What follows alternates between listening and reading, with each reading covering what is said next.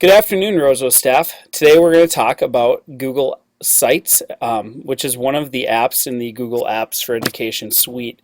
One of the great advantages to Google Sites is that it allows you to create a website with, very easy to use creation kind of interface. You can select different themes and different pieces like that.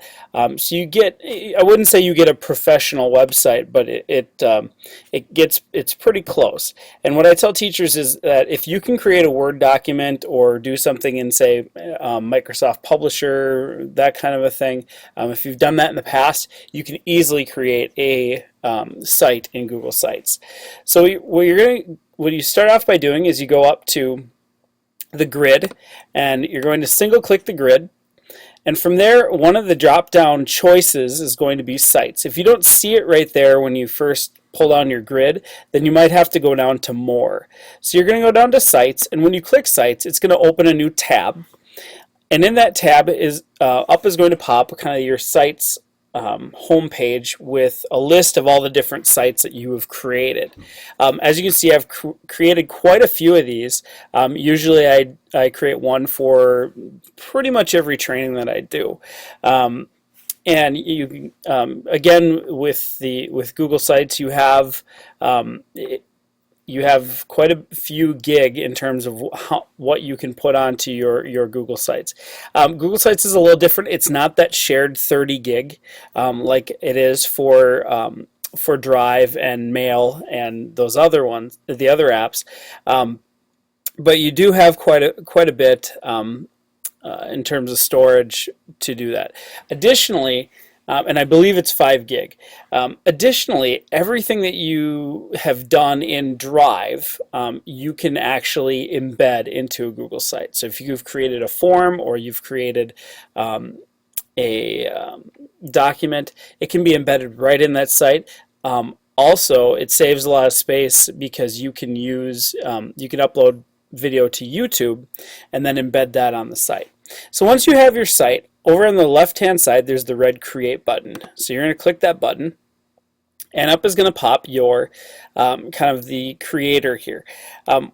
You can go with, there's different templates you can pick. If you wanted to pick a particular template for your site. Otherwise, I usually just go with a blank template. Then you're going to go ahead and name your site. So I'm just going to call this my site for here. And then it's going to generate what the location is going to be. So that's what the URL would be if you were actually to type in that URL. Again, remember, you can always use that Google URL shortener to shorten the websites if you're going to use the actual URL address, excuse me, if you're going to embed it on a site or have students type it in, that kind of thing. One of the other pieces, if you go down here where it says select a theme, you can scroll down and it's going to give you all different types of themes that you can do. And this is something that they've added to as Google Sites has progressed, which is nice because I believe originally you had a very limited amount of types of like different backgrounds and things like that you could actually use. So for this particular site, I'm going to click the let's go with the Ember one over here, and then I can go down and there's some more options.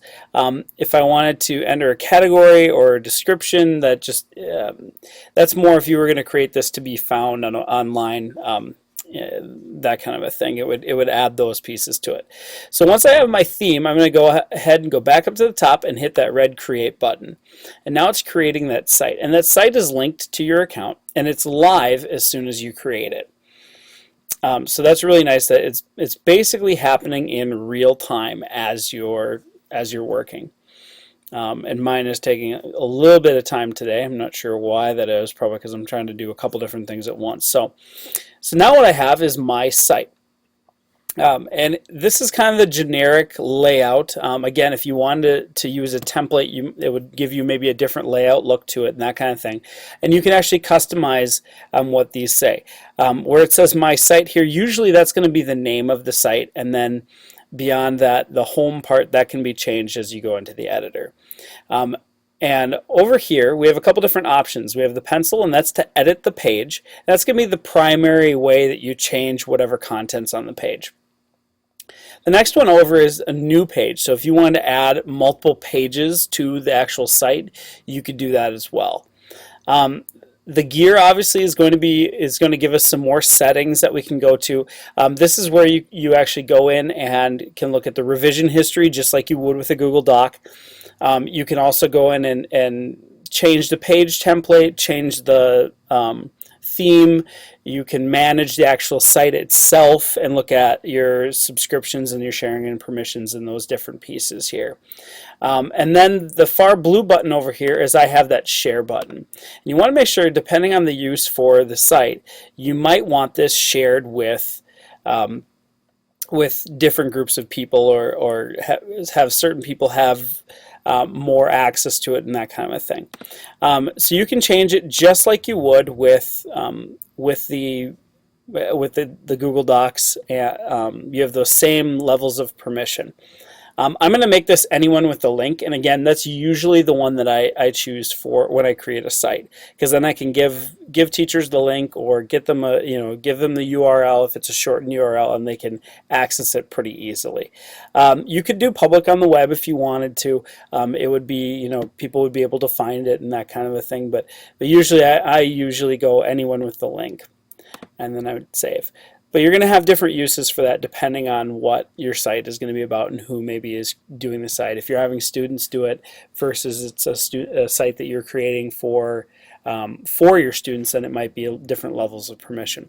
And again, up at the top here, I'm going to get that link to share. So if I wanted to put this into Google URL shortener or that kind of thing, that's where my link is.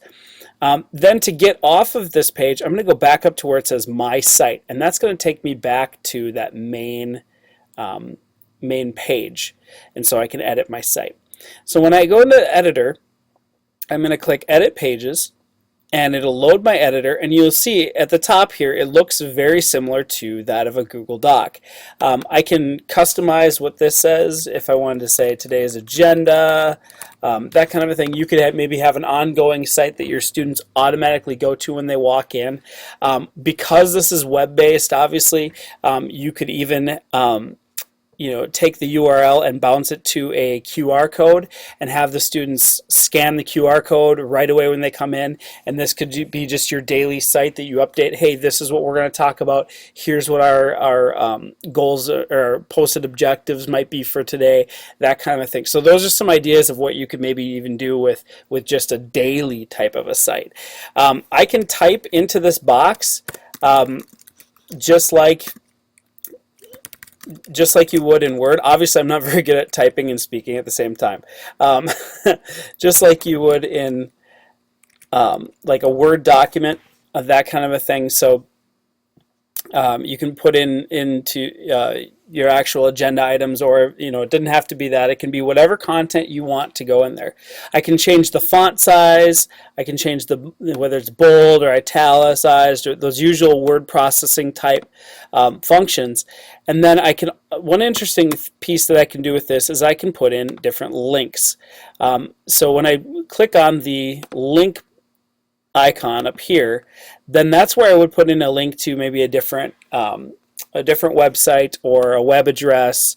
I can also put in some scripts if I wanted to. If I embed a link and maybe I want my students to go there but not navigate off of this page, I'd have the option down here to open it in a new window, which is nice too. I'm going to go ahead and cancel that for now.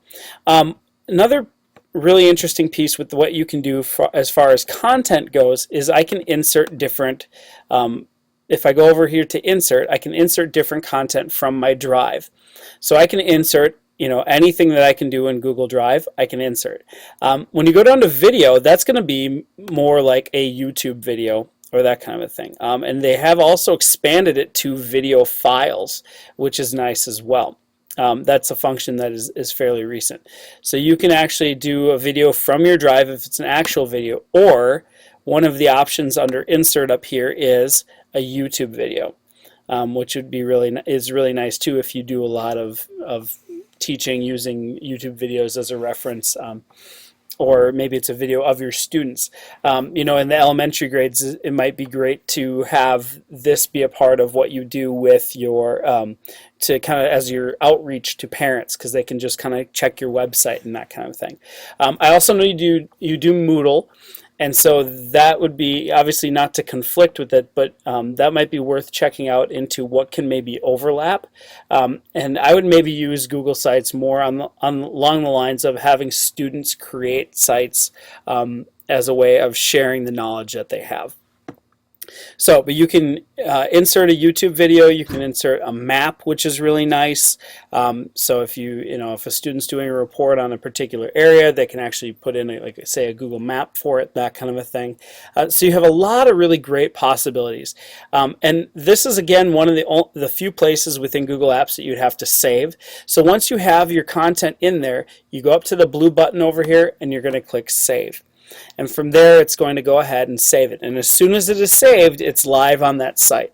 So that it might take a little bit for the server to update if say, students are accessing it and you're making changes as you go. But for the most part, it's real time. There might be a little bit of a lag depending on the server, but it is really very much real time. And you can update it as you go. Again, Google's a search engine, so you can search a site. So say a student did a report in this big long site, you could actually search it for different pieces, that kind of thing. You can add different pages, so if you had different sub reports within the site, or pages that you wanted to do that way.